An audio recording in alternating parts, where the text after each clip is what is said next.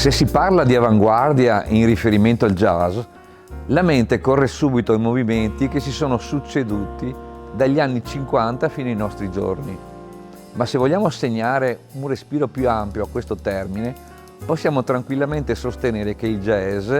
sia avanguardistico per sua stessa natura, essendosi sviluppato proprio nel corso del Novecento. È quindi assai facile trovare nel jazz quasi tutte le caratteristiche proprie delle avanguardie artistiche del secolo scorso, dalla contaminazione fra diverse tradizioni culturali all'improvvisazione, che costituisce, come è noto, un tratto imprescindibile della nostra musica. Oltre a proporre i grandi maestri del jazz, le stagioni concertistiche mestrine hanno sempre guardato con molta attenzione ai principali esponenti delle avanguardie, nere e bianche, americane ed europee, dagli anni 70 fino agli albori del nuovo millennio. Se Ornette Coleman aveva anticipato quelle avanguardie già alla fine degli anni 50, gruppi come l'Art Ensemble of Chicago, con le loro coreografie variopinte, musicisti come Archie Shepp, Sam Rivers e David Murray, ma anche esponenti della scuola chicagoana, come Lester Bowie, Anthony Braxton, Steve Coleman o la più giovane Matana Roberts, ne sono stati naturali eredi.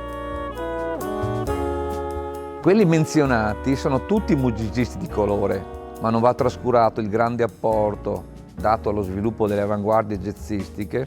da musicisti bianchi provenienti dalla scena newyorkese come Bill Frisell e Mark Ribot, Paul Motian e Dave Douglas, Hurricane e Tim Byrne, ma anche più recentemente i Bad Plus, musicisti ascoltati tutti, spesso anche più volte, nelle stagioni concertistiche mestrine. Dopo la chiusura del Teatro del Parco, si è affiancato in questo compito al Toniolo il Centro Culturale Candiani, il cui auditorium è diventato da circa 15 anni un importante punto di riferimento della scena musicale veneta, soprattutto di quella più attenta al contemporaneo. E quando si parla di avanguardia non può essere dimenticato il jazz europeo, che ha dato un apporto non trascurabile all'innovazione della ricerca nel tentativo, spesso riuscito, di rinnovare la tradizione musicale afroamericana senza snaturarne le caratteristiche più peculiari. Il francese Michel Portal, il tedesco Joachim Kuhn, gli inglesi John Sarma e Andy Shepard, ma anche il giovane musicista armeno Tigran Amassian o il cubano Omar Sosa, tutti esibitisi in questi anni nella terraferma veneziana,